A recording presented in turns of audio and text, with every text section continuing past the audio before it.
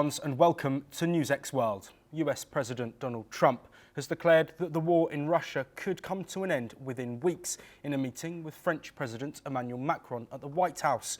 Macron sought to persuade Trump to stick by Ukraine, insisting that Ukraine must be involved in talks with Moscow in regards to ending the war. Meanwhile, at the UN, the US has sided with Russia, highlighting the Trump administration's change of stance on the war. Firstly, the US opposed a European resolution condemning Moscow's actions in Ukraine and supporting Ukraine's territorial integrity. Secondly, the US drafted and voted on a resolution at the UNSC, which called for an end to the conflict but contained no criticism of Russia. This has brought us to odds with its European allies. Joining us to discuss this topic, we have a few very interesting guests, starting off with Dr. Sergei Dvoryanov, who is a Director of Communication at the BCMF BRICS Culture Media Forum, who's joining us from Moscow in Russia. We also have Raymond Vickery joining us, a former US Assistant Secretary of Commerce, who's joining us from Washington. We're also joined by Dr. Amjad Ayub Mirza, who is an international affairs expert from London. Glenn Grant is also joining us, an ex-advisor to Ukraine Defence Minister, who's joining us from Latvia. And finally, John Rossamondo, who is the president of the Viking Research Associates and a geopolitical analyst, who's joining us from Washington, D.C. John, I'd like to start with you and pose the question that many people are asking. Why has the US taken this stance with the UN? Well, I think it has to do with the fact that President Trump wants to get a deal with Moscow and doesn't want to ruffle anybody's feathers. So I think that President Trump realizes, as part of his peace deal, that as Vice President Vance and others have said, the pre-2014 boundaries of Ukraine are unrealistic because Russia isn't leaving and the Ukrainians aren't chasing them out. So I think this all has to do with politics related to Trump's negotiations with the Russians. Glenn Grant, I'm going to bring you in next. Do you think and agree with what John has said there? Do you think this is Trump saying what he needs to work towards a peace deal? Or do you think there's potentially a clear shift here from the US in terms of their support on this conflict? Well, I think there's a clear shift because actions speak louder than words. And the fact that Trump lied clearly to Zelensky about the amount of money that had been used to support Ukraine and then changed it and is still miles and miles above the figures that have actually been given.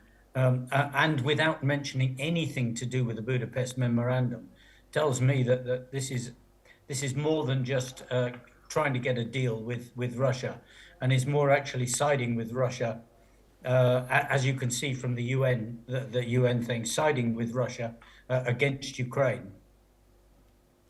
Dr. Sergei Dvoryanov, I'll come to you next, and the feeling that Vladimir Putin must be having right now to see the US voting with them alongside countries like North Korea and other allies of Russia. This really is a big shift and an unexpected shift, but one that Putin must be very happy about. Happiness of our national leader is a benefit of all nations in the world, not only our particular nation. That's why we can see such kind of global institution like UN. Right now, they're coming to the real dialogue between different nations. We are living a very interesting time. We can mark this era right tone. Because you can imagine that, for example, if you start your election to be a president of USA and somebody put some criminal investigation and try to put you to prison, then try to kill you, what you'll feel. That mindset of Donald Trump, everything related to Joe Biden, the previous administration of the United States, it's completely not acceptable. And Mr. Zelensky, he was in conspiracy with the previous administration of United States. That's why is very active to make some clarification, some clarity about the policy. Right now is a real dialogue between East and West. That is a new era. We're coming to a new era. And we should transform and reform United Nations. It will be in future, it will be real platform of dialogue of civilization, not only some political issue. It will be real platform of spiritual investigation of humanity, of any particular very constructive decisions. I'm very optimistic that right now we can see that a new, very responsible President of United States start new era of humanity. Raymond Vickery, I'd like to come to you next. We, of course, had a conversation between Emmanuel Macron of France and Donald Trump at the White House. But this vote at the UN also shows that there might be a divide that is being set between the transatlantic allies. What do you think the case is here? Do you think that there is a unity between the US and EU nations? Or do you think that this is a path for a new era, as Dr. Dvoryanov has been talking about? Well, thanks for having me, Joshua. I think it's plain that there is a complete shift in US policy in regard to Europe. President Trump, when he first started campaigned on America First. Many people thought that that was a mistake, that he didn't understand that the America Firsters were the ones that wanted to keep the United States out of World War II and not oppose Nazi Germany and Hitler. In fact, it seems to me that Trump selected America First on purpose, and that is that he rejected the idea that the United States should be involved in the defense of Europe and rejected the idea that indeed there was a United States responsibility to oppose tyranny wherever it comes from. Unfortunately, that has driven a wedge which will not be easily brought back between the United States and Europe. The question now is whether or not what Trump is doing in terms of moving toward peace, which everybody wants and is a good thing, verges on the kind of appeasement that was shown when Neville Chamberlain went to Munich in 1938 and came back with peace for our time. The question then was not peace for our time because it only lasted a year, and then Germany invaded Poland. And so what is going on here? Is it a question of actually getting some peace which will last, or is it appeasement? There are many parts of the old Russian Empire which are now free: Latvia, Lithuania, Estonia, and other parts. Is Putin really concentrating just on this portion of Ukraine, or are his aims wider than that? This is a very, very difficult and dicey time, but I do think it shows that the United Nations and other such international institutions are very important. Of course, there's always room for reform, but it should not be just a forum for great powers to try to divide up the rest of the world among themselves. So I think it's a difficult time, but this is a real shift, and it is not one, it seems to me, that President Trump has undertaken lightly, but is a part really of his DNA, that he objects to the defense of Europe. He rejects the whole idea of the United States providing an umbrella of security for Europe and for democracies. So how this will end remains to be seen. But the real question, as I've said, is this just a step of appeasement which will lead us to greater conflict, or can it really lead to lasting peace? Thank you, Dr. Mirza, for waiting there while our other guests spoke. Keir Starmer, as we know, on Thursday is heading to the White House. Building off of what Raymond Vickery said there in terms of that sort of safety blanket being removed from Europe and seemingly not there anymore in terms of US support. What do you think Keir Starmer's main aim will be when he sits down with Trump in the White House?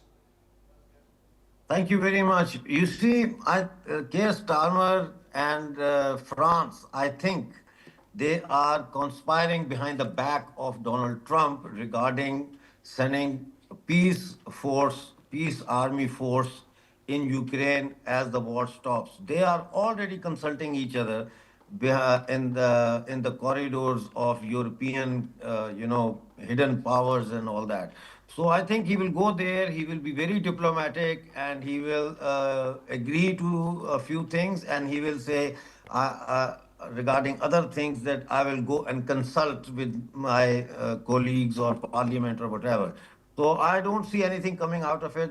Keir Starmer will basically say the same things that Macron has said, that we want security guarantee. What is the guarantee that Russia will not invade, or this ceasefire will be sustainable, etc., etc. What we have to remember is it has nothing to do with Russia. It has all to do with the NATO expansion. Russia was promised that there will be no eastward expansion of NATO. Today we see, Glenn, hold on a minute. Today we see that NATO is at the doorstep of Russia. Two events actually have shook the world, causing a lot of disruption in the supply chains, and that is Ukraine war and the Middle East war. Now, EU historically has taken USA for a ride since the end of World War II. But under Trump, that seems not to be the case anymore. Deep state of America is very angry because they could not achieve what they wanted to achieve, which was a submission of Ukraine to NATO and a protracted short-term war with Russia. Europe is on back foot because Europe is basically very embarrassed because they thought that they will support Ukraine and Zelensky and beat Russia and get Ukraine into NATO and on their side. That has miserably failed. The war that was supposed to be a few weeks or months long has now been going on for 3 years. And Zelensky is totally isolated. Zelensky is running from Poland to Turkey and God knows where, begging for money. He is basically, as once Donald Trump said, the best fundraiser in the world. I mean, he has been raising billions and billions, hundreds of billions of dollars in the name of securing Ukraine from a so-called Russian invasion. Russia does not want to invade any country, as far as I know, whether it's the Balkan countries or the Latvia or Lithuania. Dr. Mirza, I'm gonna interject there, and I want to bring Glenn in. We are conscious, of course, that we're 3 years on from the invasion of Ukraine by Russian forces. We also need to, of course, understand that himself, Zelensky, has said that he's happy to step down if it does lead to peace, but has also mentioned NATO in that sentence. So, Glenn, I want to look at the importance of NATO membership for Ukraine. And do you think that's something that Zelensky might forego if it does see peace? Or is this, as mentioned previously, is this more of an appeasement? And is there fears that Ukraine will be taken irrelevant of what deal is agreed if Russia are given time to regroup?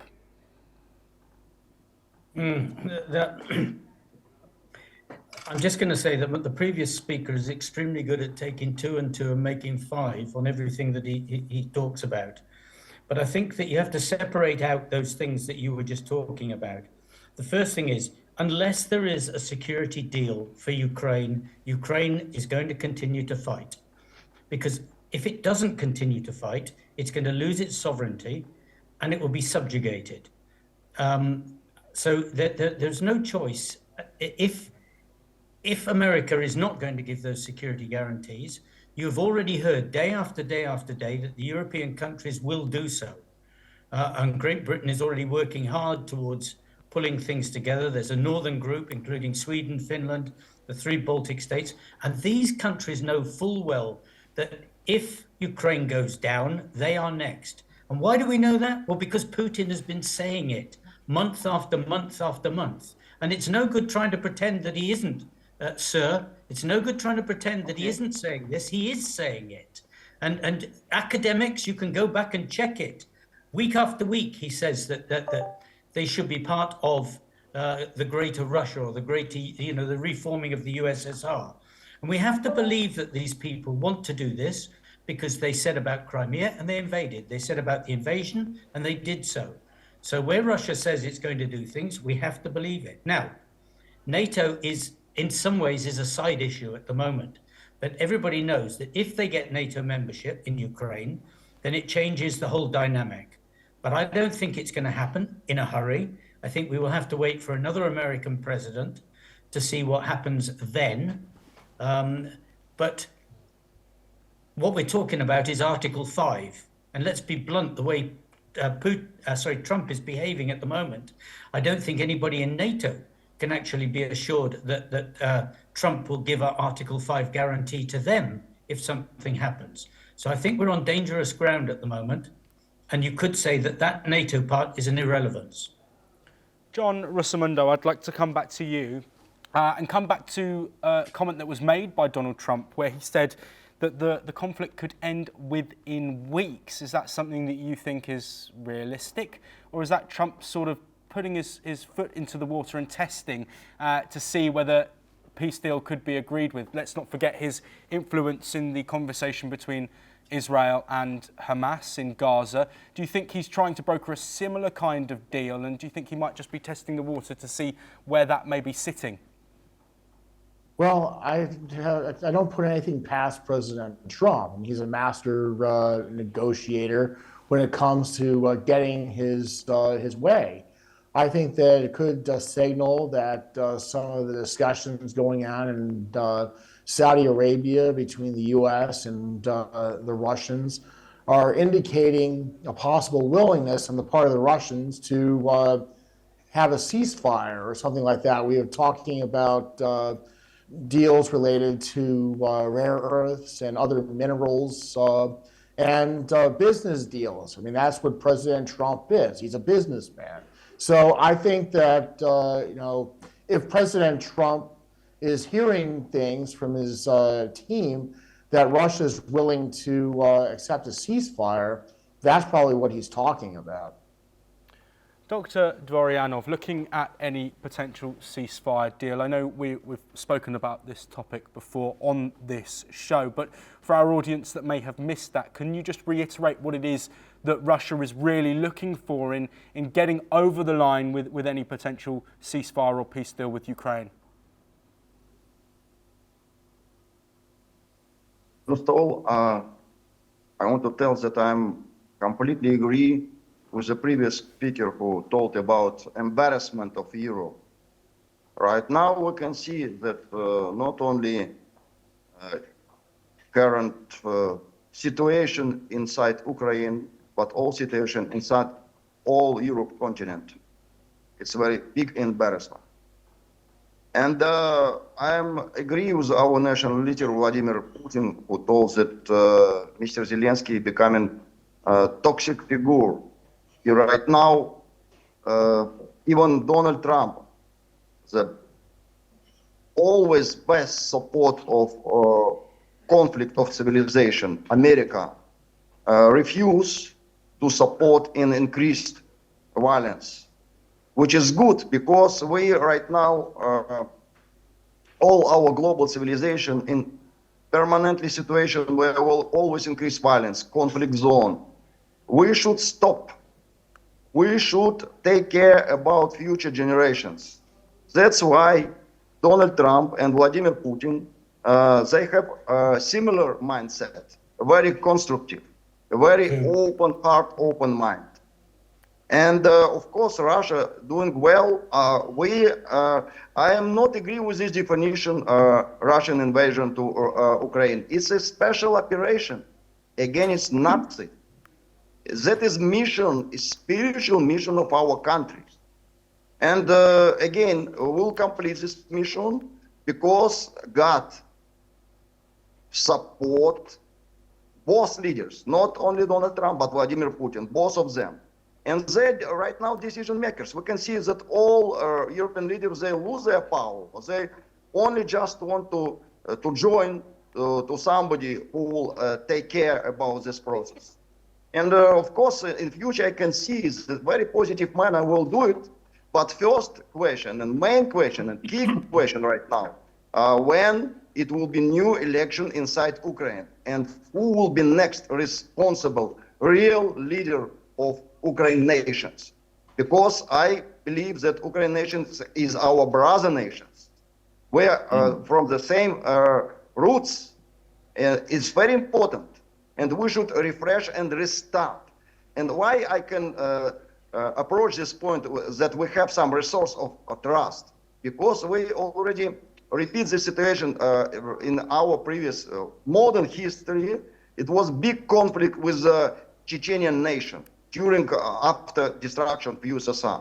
It was a conflict and a war between Russia and Chechnya. And right now, what we can see that even Chechenian nation, the most powerful defender and supporter of Russian Federation, of all our civilization.